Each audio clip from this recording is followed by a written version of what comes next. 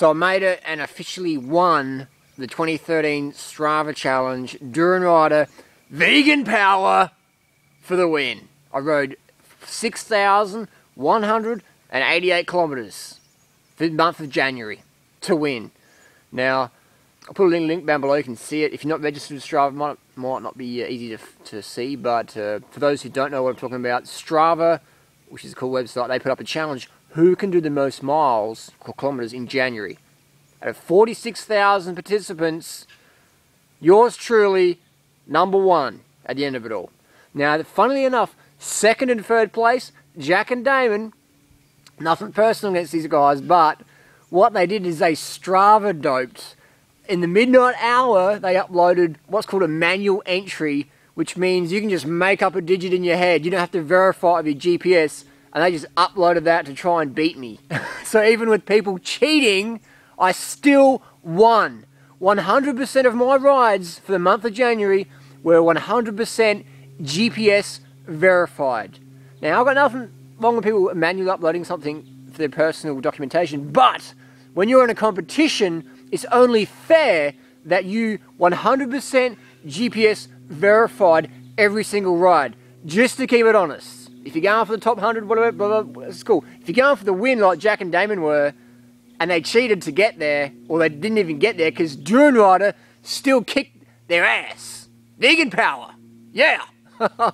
So again, the Strava competition is no money involved, there's no prize, it's just bragging rights or whatever. But people still have to cheat. So people wonder, Harley, why do people dope for the Olympic medals? Because they need to fucking eat. They need to win, man. If you're in Kenya, you need to win. You need to win. You need to dope to win at the high level when there's money on the table. If people are cheating to win Strava competitions, what the fuck do you think people are doing when there's $100,000 for the marathon win? Or for, you know, a Frosties, Flakes, Kellogg's swimming endorsement deal? Do you think people are going to do it naturally? No fucking way. People are cheating on Strava, man. So anyways, enough rambling and ranting. The bikes I use, Cannondale, Bamboo from Webworks, Phil Webb, lasted great. Most comfortable bike out of them, but the chain is almost done. Cervelo, I cracked that. And a new bike I just got is the Zuri Forza with new SRAM ready, which is pretty good.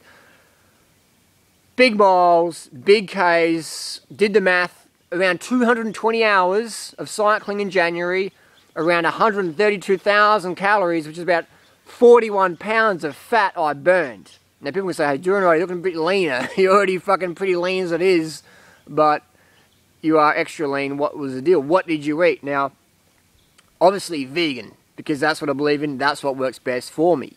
Now, was it raw? Was it fruit-based? This is a flat of nectarines, local, certified organic, $30 wholesale, and this is about as many calories as a Big Mac with extra cheese for 30 bucks. But the fruit tastes good. Did I do this 6,000 kilometers raw? Definitely not. Physically, I'd say impossible to get that many calories in from fruit. Even dates. There's only so many dates I can eat before I start to gag. So I incorporated other vegan foods in. Sugar, had a lot of coconut sugar, which is technically, they sell it as raw, but it's not raw.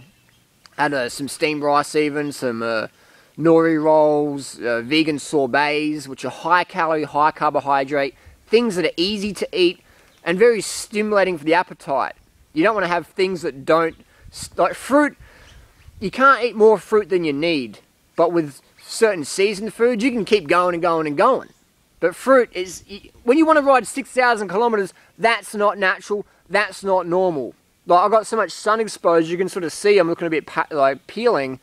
I even went out and bought some organic sunscreen, which I'm normally not endorsing. I normally say cover up. But I was getting up at 4:30 in the morning, getting on my bike and averaging about, 8, 9, 10 hours a day. Sometimes 12 hours a day in the sun. So, we're not designed to ride our bikes that far. We're not designed to have that much sun exposure. So you have to add in a little bit of unnatural things to get in there to get going, to win the competition, to prove that a vegan athlete can dominate naturally. Now, caffeine, did I have caffeine? No exceptions, 100% caffeine-free, tea-free, theobromine-free. I'm not into stimulants. And I wanted to prove that, hey, My diet fucking works. I can ride 6,000 kilometers with no stimulants on 100% plant food nutrition. Carbohydrates for the win. The people say, well, what about fruit? Always round about fruit. Fruit's the best, man. And maybe if there was a mango tree in every mile, I could have done it on fruit. But we don't live in a fruity society. We live in a society where it's easy to get a candy bar than a nice flat of local organic peaches or nectarines, you know. We don't live in this fruity world, unfortunately. So obviously I had to make some vegan substitutes there to get the carbs in. And sugar, I'd definitely say the organic sugar was definitely one of my staples over the last month. Definitely rate the organic sugar. It lets you do the miles, man. It lets you do the miles. So I've lost weight, man. I've lost weight. I lost a lot of weight. And people say, isn't that detrimental getting such a low body fat? Well, here's the thing. You know, here's the thing. I'll probably start adding in more avocados and nuts to bank up my body fat levels again over February, March. So the fat you eat's the fat you wear. So by adding in some extra fat can help restore the body fat levels that I've lost. And I'm fucking lean. I'm seeing veins I've never seen before. But what I did before this January experiment is I went to the doctors, legit doctors, and got some blood tests up, like testosterone, hemoglobin, hemoglobin A1C to see how much glycated hemoglobin I had, which is very, very low, which is very, very good.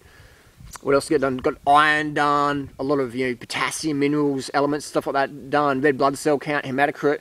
Got these things done before I embarked on this 6,000 kilometer or 6,190 kilometer journey, just to make sure that I wasn't putting myself into the red zone.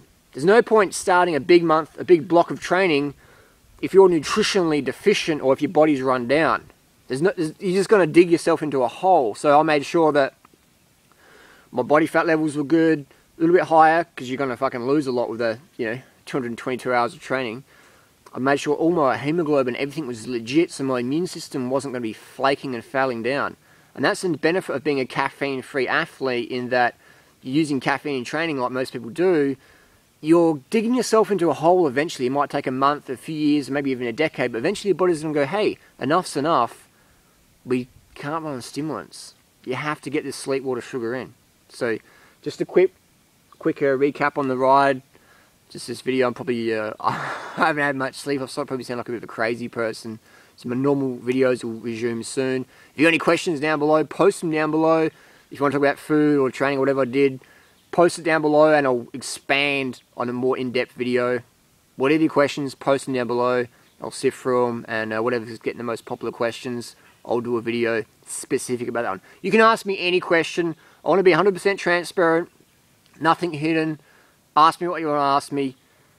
Tell me what you think of me, whatever, good or bad. Share your comments and criticisms, share opinions. What's the most kilometers you've done in a day, in a month? And what do you think of the guys on Strava who are Strava doping, uploading fake rides to beat Durianrider vegan power? What do you think about that? I think that was freaking hilarious. I'm going to get some sleep, and just want to, lastly, man, I can genuinely say that if you don't get enough sleep, man, you go a little bit, bit loco in the head.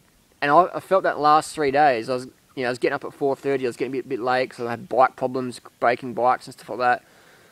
And so my sleep wasn't all there, and it was almost like I was on drugs. So what did I learn after the 6,000 Ks? I learned sleep, water, sugar are just the key 3 fundamentals for your health and fitness lifestyle. Sleep, water, sugar. Without these 3, these are the foundations everything's built on. One's missing, boom, everything collapses. Sleep, water, sugar, they're your foundation. Get them in, however you can get them in. Get them in, carb the fuck up, hydrate, get early nights. I'll see you on the road. We'll see you soon. Thanks for watching.